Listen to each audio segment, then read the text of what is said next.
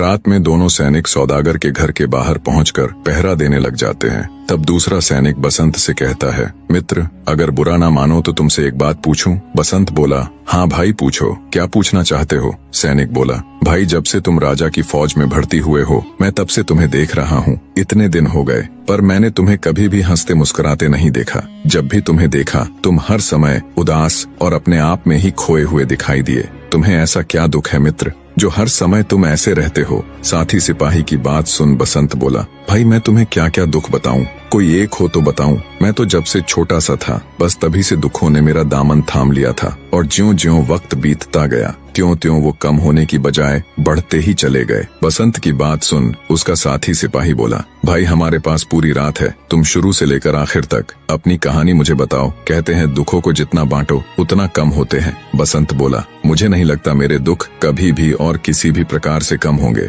पर मैं तुम्हें अपनी आप बीती जरूर सुनाऊंगा। इतना कहकर बसंत अपने बचपन से लेकर कैसे वो दोनों भाई हंसी खुशी खेला कूदा करते थे। कोई चिंता कोई फिक्र नहीं थी। माता पिता के राज में नौकर चाकर थे। कैसे माता पिता उन्हें लाड लड़ाया करते थे और अब तक कि कैसे सौदागर ने उसे जहाज से धक्का दे दिया और फिर वो बचकर राजा की फौज में शामिल हो गया। सारी दास्तान अपने साथी सिपाही के आगे बहते अश्रुओं के साथ कह सुनाता है। साथी सिपाही भी उसकी दास्तान सुन भाव विभोर हो उठता है और कहता है, सच में मित्र तुम्हारी दास्तान तो बहुत दर्द भरी और रुला देने वाली है। उधर घर के अंदर बंद राजकुमारी चंद्रा भी गुमसुम बैठी हुई थी। बाहर जब बसंत अपनी आप बीती सुनाना शुरू करता है तो जानी पहचानी कहानी सुन राजकुमारी चंद्रा के भी कान खड़े हो जाते हैं। वो रात के सन्नाटे में बसंत की आप बीती के रूप में दर्द भरे शब्द सुन लेती है। पूरी दास्तान सुन राजकुमारी चंद्रा के भी रोंगटे खड़े हो जाते हैं। उसका मुरझाया चेहरा कहानी सुन हल्की सी उम्मीद